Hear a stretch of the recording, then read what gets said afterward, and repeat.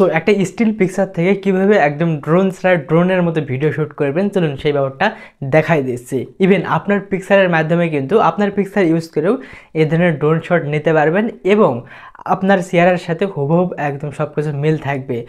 ফেসের টোন থেকে শুরু করে কালার অলমোস্ট কিন্তু সব কিছু ওই যে সেম মিলই থাকতেছে। সো দেখতে একদম ন্যাচারালি মনে হচ্ছে। তাই আজকের ভিডিওতে সেই ব্যাপারটা দেখানোর ট্রাই করবো যে আসলে আপনার ইমেজ ব্যবহার করে কীভাবে আপনি ড্রোন ছাড়াই ড্রোন শটগুলো নিতে পারবেন একদম ন্যাচারালিভাবে।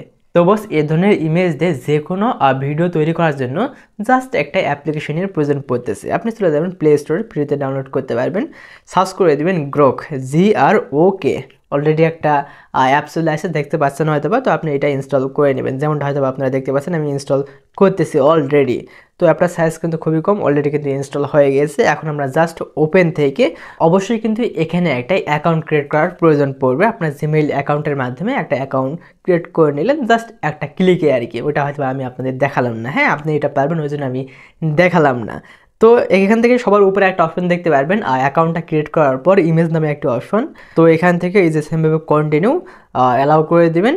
তো কালেকশন অপশন থেকে আপনার ওই যে ফাইল থেকে সেই পিকচারটা এখানে অ্যাড করে দেবেন। দেখতে পাচ্ছেন হয়তো বা আমি অ্যাড করে দিলাম। এখন জাস্ট আপনাকে কিছু এখানে প্রম্পট লিখতে হচ্ছে। আমি লিখতেছি দেখেন ড্রোন শট।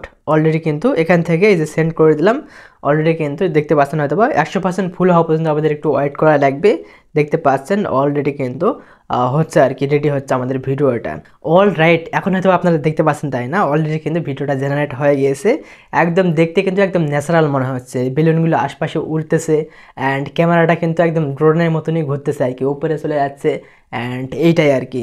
আবার আমার ফেসের সাথে সব কিছু মিল রয়েছে, ফেস মিল রয়েছে, কালার টোন মিল রয়েছে। তো আপনি চাইলে কিন্তু এটাকে ডাউনলোড করতে পারবেন। ডাউনলোড করলাম আর গ্যালারিতে সেভ হওয়ার পর আমরা একটু পরে আপনাদের দেখাই দিচ্ছি আরও একটা তৈরি করে আর কি। এখান থেকে এই যে ইমেজ আইকন থেকে আমি জাস্ট এখান থেকে সেমভাবে টাইপ করে দিলাম ড্রোন শট, সেন্ড করে দিলাম। সেন্ড করার পর জাস্ট সেমভাবে আপনাকে ওই 100% হওয়া পর্যন্ত একটু ওয়েট করা লাগতেছে বস।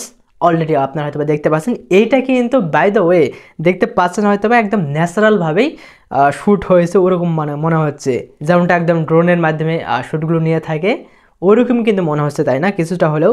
সো এটাকে চাইলে সেভ করতে পারবেন ডাউনলোড আইকন থেকে। এখন আপনাদের প্র্যাকটিক্যাল ব্যাপারটা দেখাই দিচ্ছি। এখান থেকে ফাইলে চলে যাচ্ছি। অলরাইট, আপনারা হয়তো দেখতে পাচ্ছেন আমার কিন্তু ভিডিওটা সেই লেভেলের শ্যুট হয়েছে, একদম ড্রোন ছাড়াই ড্রোনের মতো শ্যুট হয়েছে। সো এভাবে চাইলে বেসিক্যালি দেখতে পাচ্ছেন হয়তো বা সবগুলো এখানে রয়েছে। তো এভাবে চাইলে খুব সহজেই আপনার ইমেজকে ড্রোনে কনভার্ট করতে পারতেছেন, ড্রোন শুটে কনভার্ট করতে পারতেছেন। আজকের ভিডিওটি আপনাদের কেমন লাগলো বস সেটা একটু কমেন্টে জানিয়ে দিতে হচ্ছে। আর চ্যানেলে নতুন হয়ে থাকলে একটু সাবস্ক্রাইব করতেই পারেন বস। সবাই ভালো থাকুন, আমার জন্য একটু দোয়া করবেন। আল্লাহ হাফেজ।